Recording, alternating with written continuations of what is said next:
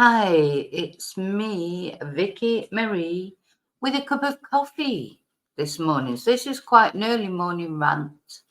I've got quite a lot of classes today, so I wanted to get some videos sorted. And then I'll be on the members live tonight. So first of all, as always, I want to say thank you. Thank you, all my subscribers. Thank you, everyone who likes my videos, watches my videos. Thank you even to anyone who doesn't like my videos. Any interaction, any comment you make on my channel is good. And also, especially, I want to thank my members. Thank you to those of you who've gone that little bit further in supporting my channel and joined and become a member. And if you're watching this on Thursday, the 23rd of November, tonight we will be going through a little bit in the members live. We will be going through a little bit more of the policing report about the Nicola Bully case. So yeah, thank you so much to the members. The members' lives are great. We've got a couple of little quislings in there, a couple of little infiltrations of people that are in there for nefarious reasons, but mostly it's so nice. The members' lives are so nice. The interaction between the chatters, and even, I know a lot of people just watch from home because they're a bit nervous of joining in the chat, a bit shy, but we always have a good time on the members' lives. We have a good time on all the lives, but especially the members' lives. So, yeah, and apart from that, I want to thank anybody who sent me, bought me a Ko-fi or sent me a super, all those things that help support my channel. Thank you so much. So I'm going to have a little rant today, and these are, I was trying to decide which order to do them because I've got two rants. So the first rant is, James Cleverley. Now, for those of you who don't know, some of you are from other countries, but James Cleverley is our newly elected, not elected, our newly appointed, I should say, Secretary of State when Suella Braverman was ruthlessly sacked. James Cleverley took the role. Now, I've always thought of him as one of the nicer sort of Conservatives, but he's in trouble. He's in trouble today because he referred to somebody else's constituency as a SHIT hole. So let's have a look. Allegedly, of course, allegedly. So apparently he had I personally think James Cleverley is really annoyed that he is not any longer our foreign minister, because of course Rishi Sunak brought back Lord David Cameron of Chipping Norton. Though he wasn't a lord, he had to be made a lord to take that post, because he's not even an elected MP anymore. He's the previous prime minister who was a total failure as prime minister.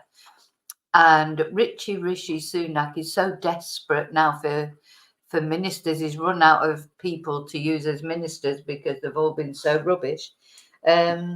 He actually brought back David Cameron. It was like, if any of you used to watch Dallas years ago, it was like Bobby Ewing when he came back, like in the shower, it was like that. Anyway, so little Rishi brought back Lord David Cameron of Chipping Norton. And James Cleverley, I felt a little bit sorry for him because he's been like the foreign secretary for a little while and, building up his role and apparently doing very well. And he's just got pushed aside to take over this very difficult role of stopping the boats and the immigrants and all the controversy that's always associated with that takeover from Suella Braverman. And I think he's like pretty peed off about it, to be honest. And it's not like him to have an outburst like that. Anyway, so apparently in the comments yesterday, and we're going to watch a little video, He's denied the allegation, but he's accused of calling an English town an SHIT hole in a Commons outburst. Really? So here he is. Here's the man himself, James Cleverley. Not so cleverly, unfortunately. But anyway, so the MP, there was a question for the Prime Minister, because it must have been in Prime Minister's questions times, I suppose. And Alex Cunningham, who is the Labour MP for Stockton North, and that is in the north of England or of the UK, he made a question to this man, not to him, sorry, to Richie Rishi, and he can be heard, James can be heard in the background saying it's a hole. Okay, so let's have a look. I find it difficult to hear, but obviously something was said because there's a bit of a stir in the chamber, and also little Richie Rishi is very rattled when he answers the question. So Alex had asked the question to Rishi Sunak why 34% of children in his constituency were living in poverty. 34%.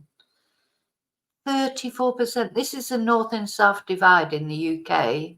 You know, it was supposed to be levelled up, wasn't it? The levelling up. Nothing's been levelled up. In fact, if anything, it's been levelled down.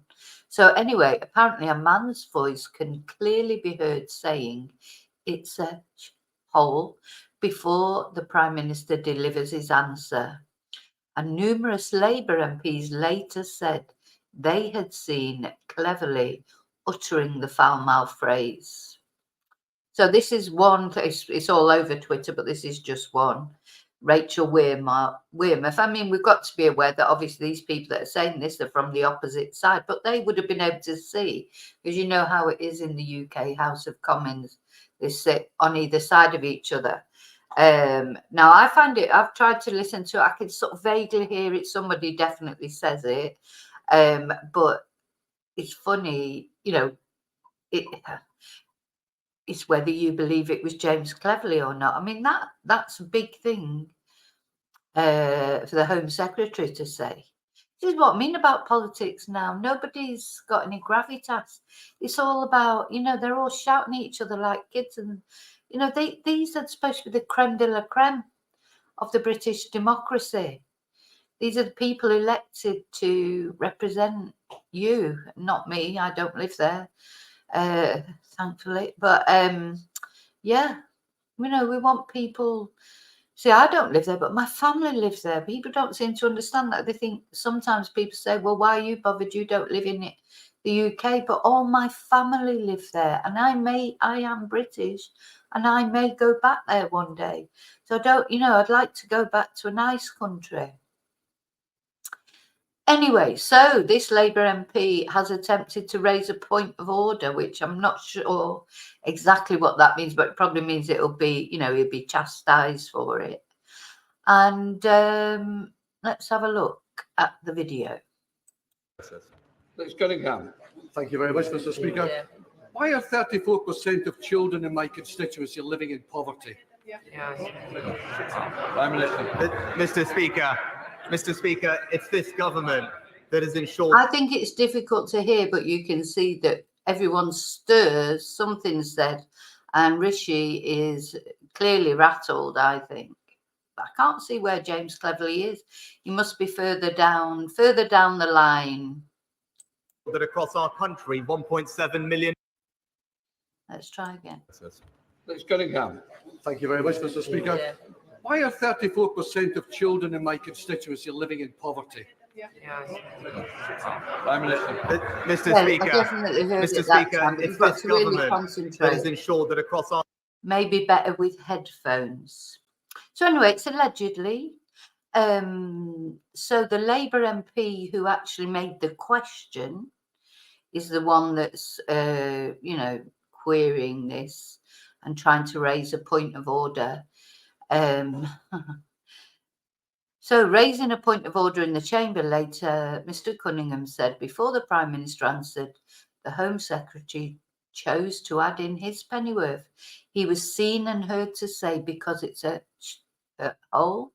I know he's denying being the culprit, but the audio is clear. It has been checked and checked and checked again. There is no doubt that these comments shame the Home Secretary. This rotten government and the Tory party is clearly unfit for its high office. And the MP said he wanted Cleverley to apologise in the Commons for his appalling insult and foul language. However, a spokesman for him said he didn't say that. He wouldn't say that. He's disappointed anyone would accuse him of it. Yeah, and it reminded me of this. The row comes just days after he failed to deny calling the government's Rwanda policy batshit. I don't even know if I'm allowed to say shit or not, but anyway, I'll just say it. During a private conversation with a Labour MP when he was still Foreign Secretary. So there you go. That's Mr. Cleverley. Quite likes the word shit by the sound of it. So Stockton is a shithole, according to him, and the Rwanda policy is batshit. So that's very embarrassing for him because he's now got to defend that Rwanda policy because he is now in charge of the Rwanda policy. And he actually called it batshit policy. So let's just listen one more time. I'm going to put it on large. Our country, 1.7 million. Oh, got that. Here again. Let's Cunningham. Thank you very much, Mr. Speaker. Yeah. Why are 34% of children in my constituency living in poverty? Prime Minister. Mr. Speaker, Definitely Mr. Speaker, it's this time. government that has ensured that across our country. So somebody said it. Now, he's been seen to have said it. If you watch the whole thing, you can see that little Rishi, little pocket inaction man, as he's been called, is pretty much rattled about it. So that's the first rant. It's not really a rant. I just thought you might have missed it because I know these things don't always make the headlines, but to me that is a headline. You know, these are our government ministers. They're supposed to at least pretend to be half decent when they're in public. You know, what they do at home in their private life or whatever, you can say shit as often as he wants. But he's not supposed to say it there and not supposed to call somebody's constituency. People live there. 34% of children there are in poverty. And all he's got to say is, because it's a shithole. Nothing to do with our government. Nothing to do with our government, is it? No, nothing to do with the austerity and all that. Nothing to do with that. It's just a shithole. So what's the point in even worrying about it? So it turned into a little bit of a rant in the end. Now, the other thing I wanted to talk about is sort of following on from a video that I did before, and I updated you on yesterday. And this, of course, is the very, very sad, heartbreaking, actually. Oh, what happened there? Oops, something went wrong. Why is that doing that? Hang on. Got it on the wrong thing, that's why.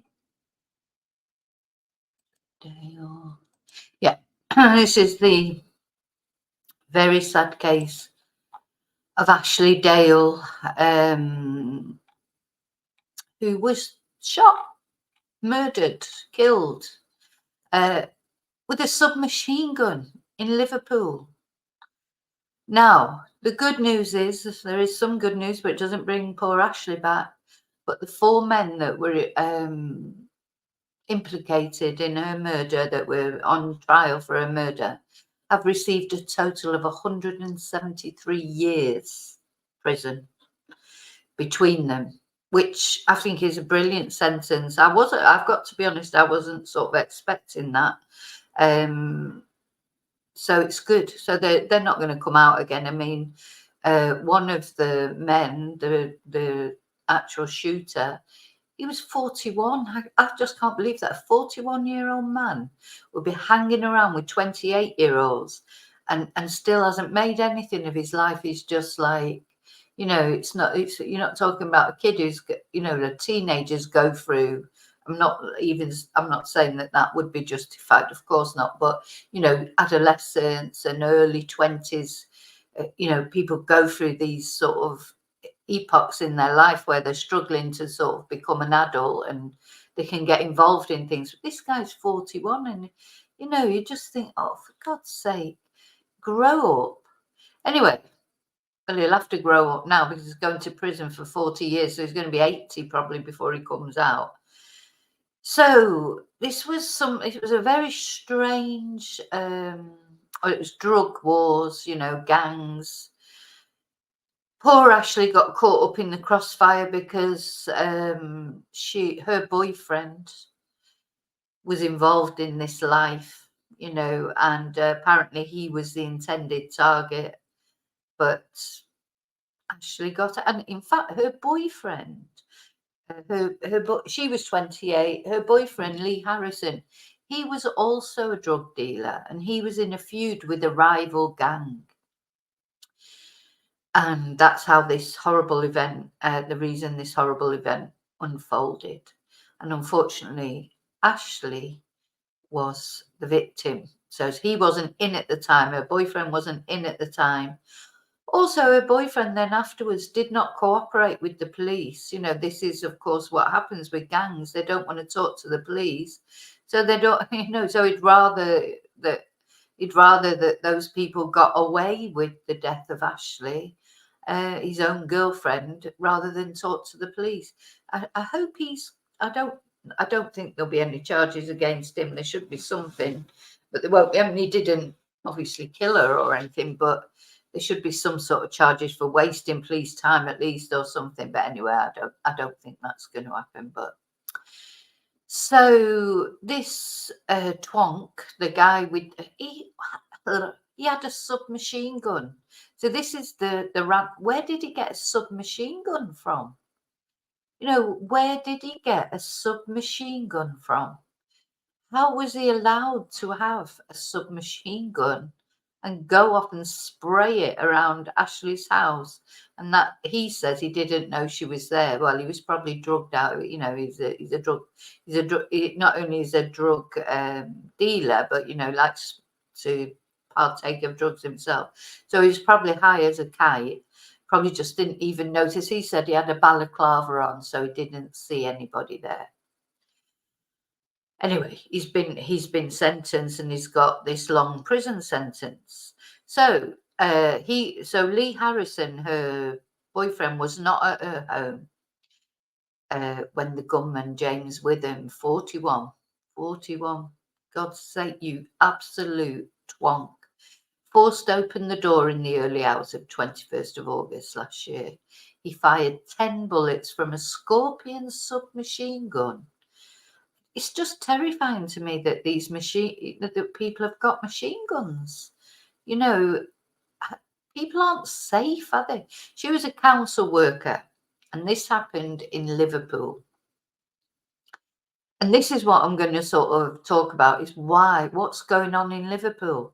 So he fired 10 bullets from a Scorpion submachine gun into her dining room, one hitting her in the abdomen as she stood by the back door, before shooting 5 more into an upstairs bedroom as a warning.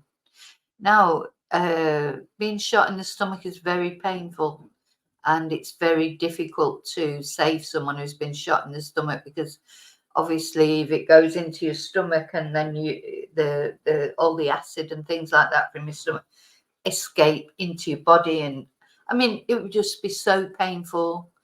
It wouldn't probably have been instant, unfortunately.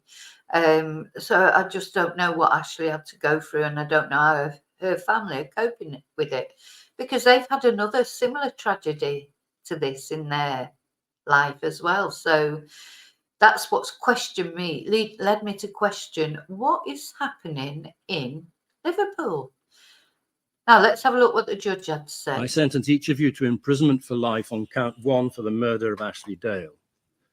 Niall Barry, on count 1, murder, your minimum term is increased to 35 years, but must be further increased to reflect your offending in counts 2, 3, and in the second indictment. Your minimum term is 47 years, less 433 days served on remand. James Witham, on count 1, murder, your minimum term is also increased to 35 years, but must be further increased to reflect your offending on counts 2 and 3. Your minimum term is 43 years, less 43 years, and he's already 41. Good. 295 days served on remand. Joseph Pearce, on count 1, murder, your minimum term is increased to 33 years, but must be further increased to reflect your offending in counts 2 and 3. Your minimum term is 41 years, less 295 days served on remand. Sean Zeiss, on count 1, murder, your minimum term is increased to 32 years, but must be further increased to reflect your offending in counts 2 and 3 and the second indictment. Your minimum term is 42 years, less 448 days served on remand. On count 2, conspiracy to murder, I impose a concurrent sentence of imprisonment for life on each of you, with a minimum term of 18 years custody. On count 3, conspiracy to possess a prohibited firearm and ammunition with intent to endanger life, I impose a concurrent sentence of 14 years imprisonment on each of you. The sentences on the second indictment of 30 years imprisonment for you, Barry, and 10 years for you, Zeiss, will also be served concurrently. Take them down. Yeah, take them down. I sentence each of you to imprisonment for life on count 1. Good. Good. So they've received sentences. I mean, as I say, it doesn't bring Ashley back. Just brings some sort of satisfaction, I would imagine, to the family. Now, so then, as I was reading about it yesterday, so the judge said the murder had shocked both the legal community and many in this country. The use of a military submachine gun to kill a young woman in her own home was beyond any understanding. I mean, at the end of the day, if you can't feel safe in your own home, that's one place, whatever's going on, you should feel safe. And she was in the prime of her life. She was vulnerable and defenseless in her home where she should have been safe. And there he is, the twonk. Oh, I hope he has a bad... Oh, no, I'm not going to wish bad on him. He's got his sentence. That's it. I'm not going to wish bad. And then, of course, a boyfriend refused to assist the police. So the family have said they will never forgive him and never forgive the killers. Now, Mum's only 46. They were very, very alike. I mean, her mum was quite young when she had her, obviously. She was 28 and her mum was only 46. Now, when it came down, well, this was a victim impact statement. She said, I hope you all understand I will never, ever forgive you for the life sentence you have gave to me and my family. People speak about justice for Ashley, but in my eyes, there will never be justice. The only justice is that this would never have happened, although I can now rest knowing that you monsters are going to pay for what you've done to me and my family, and that you too have ruined your own lives and your family's lives. I hope my words haunt you all forever. And you, James Whittam, I hope when you go to sleep at night, you too see my baby girl's face as I do every single night. Sorry, again, it was I have to get upset, don't I? So this was Ashley with her boyfriend. So she's got involved. You know, she seems like she's got her life sort of sorted out, and just unfortunately, as happens so often, gets involved with a bad boy. And it's obviously the area where they live. I don't know. Maybe it's a common problem. That's what I want to talk about. What is it? I mean, I just can't get my head around the fact that he did it with a submachine gun. I can't believe it that people can get hold of a submachine gun in Britain.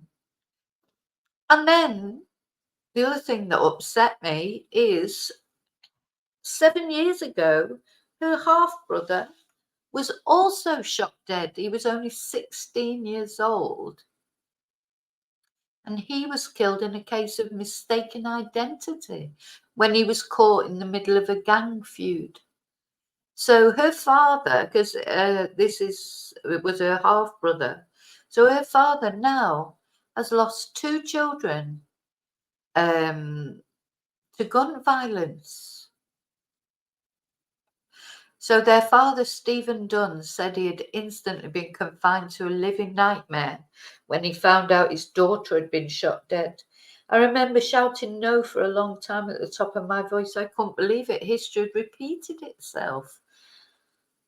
I mean, how much can happen to one family? I mean, to have your daughter shot, and then it turns out 7 years before your son was shot in a very similar, a very similar event, like a mistake. Well, because she supposedly wasn't the intended victim; it was him. And then the brother, her half brother, was shot supposedly again, mistaken identity. Anyway, this feud between Ashley's boyfriend and the drug gang began about 3 years ago, it says, before the shooting. Well, 3 years before the shooting. And Mr. Harrison sided with the Hillside Organised Crime Group after they allegedly stole drugs from Barry. And it was reignited when they both attended the Glastonbury Festival in June 2022. This was described by Ashley in voice notes she sent to her friends in the 2 months before her murder. Now, these voice notes, which have not been released as far as I know yet, they were a bit, showed how terrified Ashley was, and how worried she was of retributions, and she knew that things were going to happen. See, they think they're big, these men, with a machine gun and being drug dealers, and they think that makes them big men. I don't know. What the definition of a man is. A man is someone goes to work every day for his family, doesn't hurt other people, doesn't hurt women, doesn't hurt children. That's the definition of a good man, or a big man, as I would think of as a big man, a strong man. These are they're just pond life in my eyes. So apparently she used her phone in her final moments to try and call Mr. Harrison. He was out with friends while she spent the night at home watching television in her pajamas with her Dachshund Darla. Says the court heard he has since spent time in Dubai. I don't know what that's in there for, but okay. So, and again, they're referring to each other as foot soldiers. This makes me angry. They are not soldiers. They are not soldiers. They're scum, pond life. Just they've ruined their own families' lives. They'll have parents. They may have children. What have they ever contributed to the world? What have you contributed to the world? Anyway, so it led me to think about Liverpool. Now, I'm from Manchester. There's a lot of rivalry between Liverpool and Manchester, but I think it's like a bit of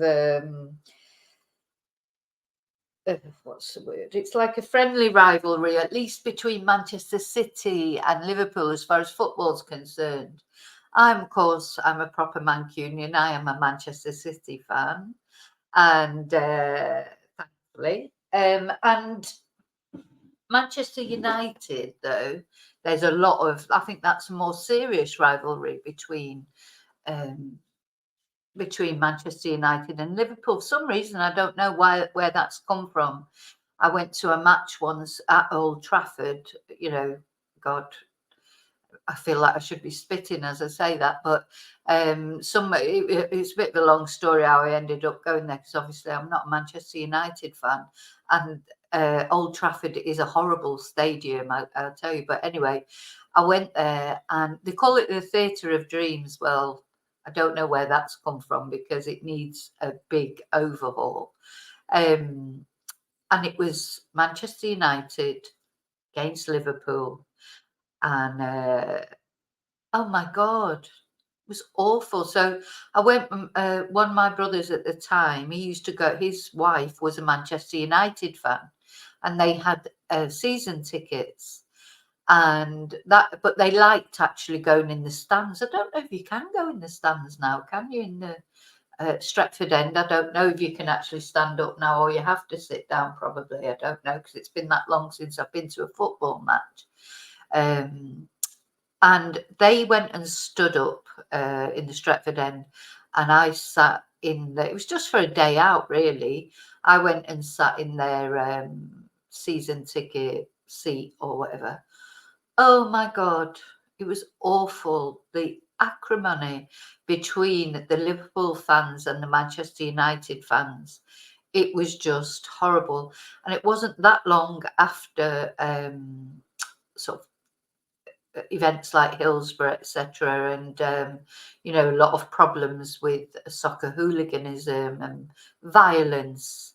Because I remember I stopped going to watch the football. I used to go to Main Road a lot when I lived in Manchester, and the last time when I stopped going to football was a headline on one of the newspapers of a fan with a dart sticking out their head because somebody had actually thrown the dart at the opposing fans, and it was stuck out of this guy's head, and it was the front page of the newspapers. And that's when I just thought, right, that's it, I'm never going to a football match again. Anyway, I did go to this match. I think it was after I'd come to live in Spain. It was a time when I was back for a holiday. I can't remember. Anyway, it was Manchester United versus Liverpool. And I was sat there, and they had fences then. Of course, the fences have come down that be since Hillsborough. And they had fences, and they were throwing things at each other over the fences. They were swearing. They were like threatening violence. And there were kids at this football match. I was sat in the season ticket thing, and the seated area. There were lots of families. And these fans, they're not only the Liverpool fans, because the United fans were doing it back to them.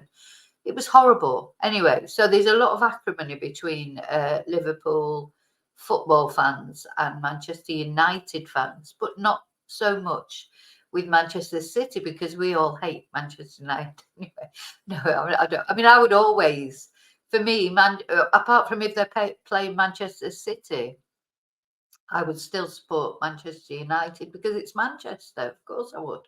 Anyway, so when I've been to Liverpool, I've been to Liverpool twice. Once was when I was like at school, so it was years and years ago, and it was probably a bit like what James Cleverley has just described that place as. It was a shithole, basically. But so was Manchester once at one point when it all went sort of a bit downhill. There was a time when some of these inner cities just went a bit strange.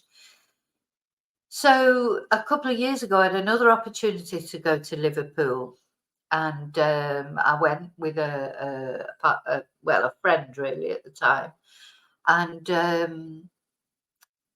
I'm very conscious of being in Liverpool and having a Manchester accent. No, I know I haven't got much of an accent now, and but I like chatting, as you know. So, but my friend that I went with, he had an exam that he was doing. While he was in his exam, I had a look around the centre. Well, I was really impressed because, Liverpool was made the city of culture. I don't know exactly when, but, the European city of culture. And what that meant was that then the European Union gave a lot of money to the city. And, oh, my God, it's lovely now. I mean, the centre of Liverpool, it was so nice. It really was nice. I think I was very lucky with the weather, and it was February, but it was actually really nice weather. Everybody was sitting outside. It just was. It felt lovely. And the people were so lovely. Everyone I spoke to, because I got speaking to quite a lot of people, because I was sort of hanging around waiting for my friend to come out of his exam. and we stopped a lot of people asking for directions and stuff like that, and everyone was so nice, so helpful. But it was funny because anytime I got talking to anybody, and as soon as I opened my mouth, I would say, I'm from Manchester, but I'm a City fan. Straight away.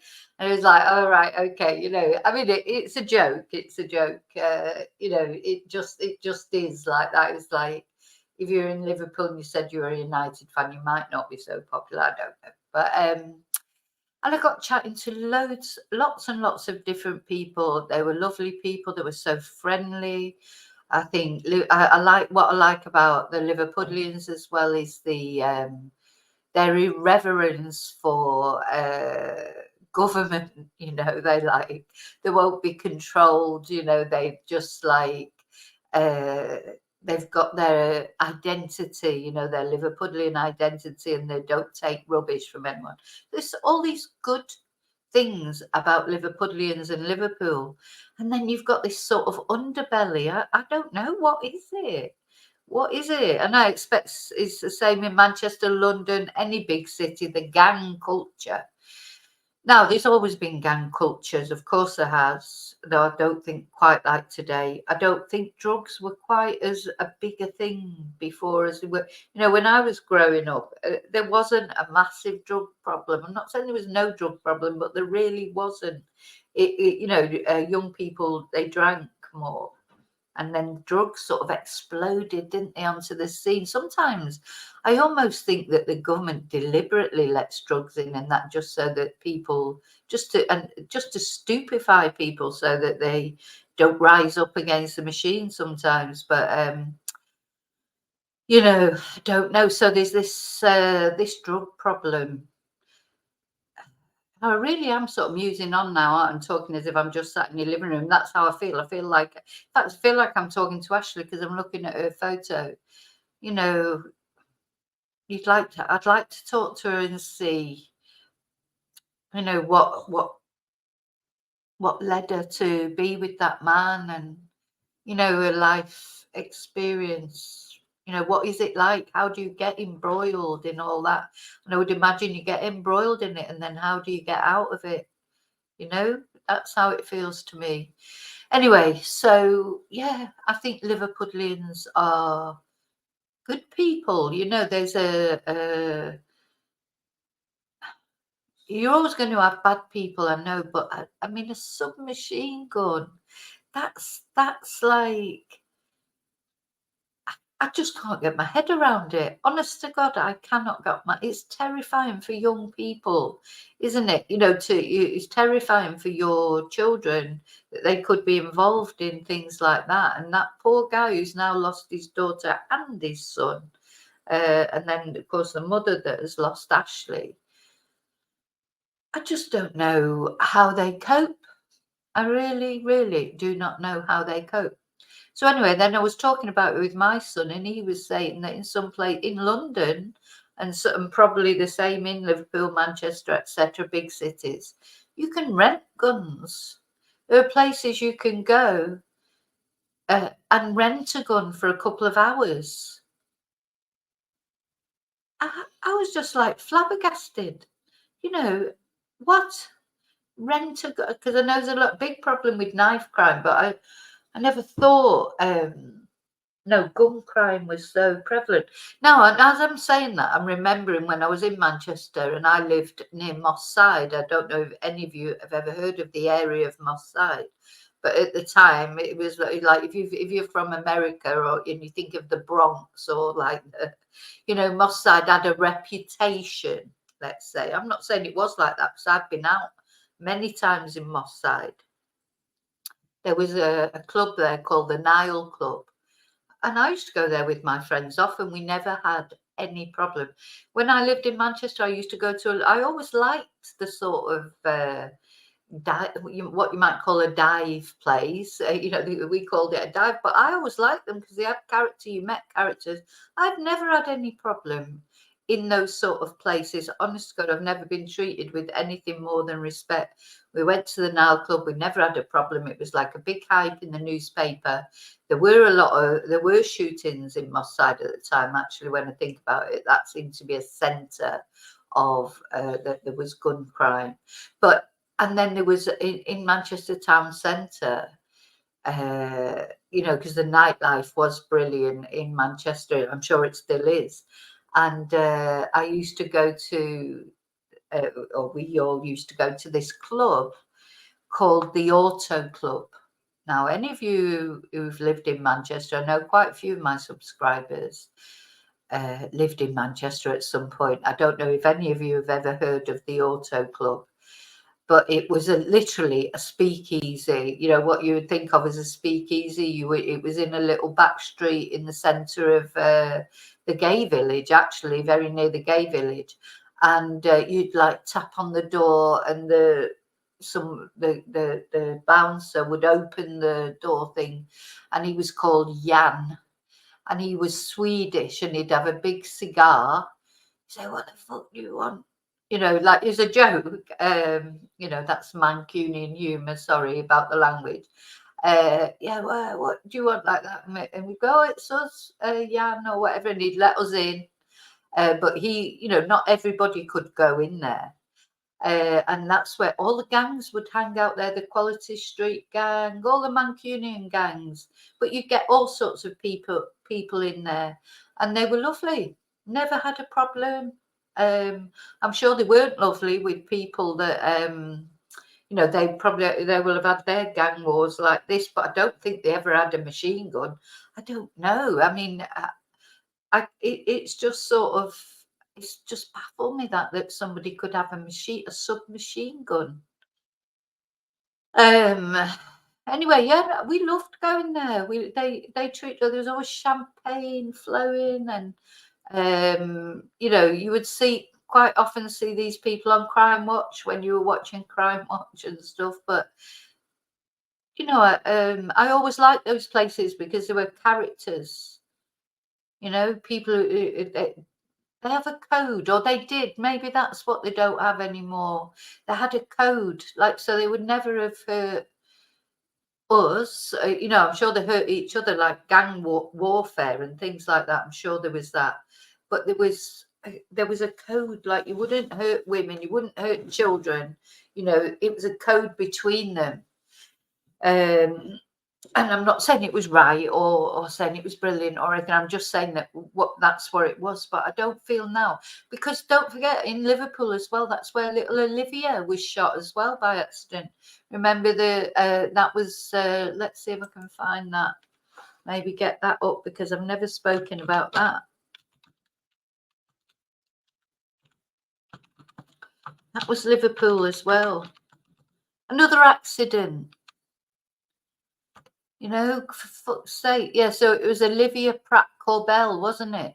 She was 9 years old, and she was shot by a masked gunman in Liverpool in August 2022.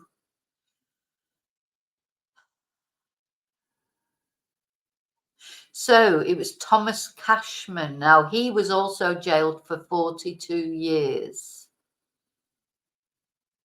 Let's see if we can get some pictures up of little Olivia, bless her.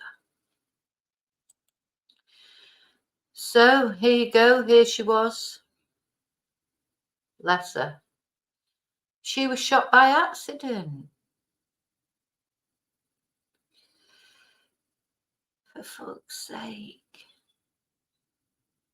So this is my little rant, I suppose. Come on, Liverpool. I don't know if I presume I've got subscribers in Liverpool. What's wrong with these people? Liverpool, it's a lovely place. The people are lovely, So who are these twonks that are spoiling it for everybody? These twonks are like spoiling the whole city and giving it a reputation that's not warranted. Let's have a look. Look at her, little angel. So, that's right. It was a man being chased by a gunman, and he forced his way into her home. And he fired indiscriminately, hitting Olivia and her mum, Cheryl. and the man who was chasing him in the body. And so this family had no connection whatsoever to this twonk. He literally just broke into their home to try and get away from whoever was trying to kill him. Now you can see that then the chief constable, apparently, or the Liverpool police, then the challenge that they've got is getting people to talk. You know, because their code is they don't talk to the police. Right. So, you know, whatever we think of the police or don't think of the police, they've got a difficult job, because when they're trying to find out what's happened in these sort of cases, nobody wants to talk to them because they're terrified, of course.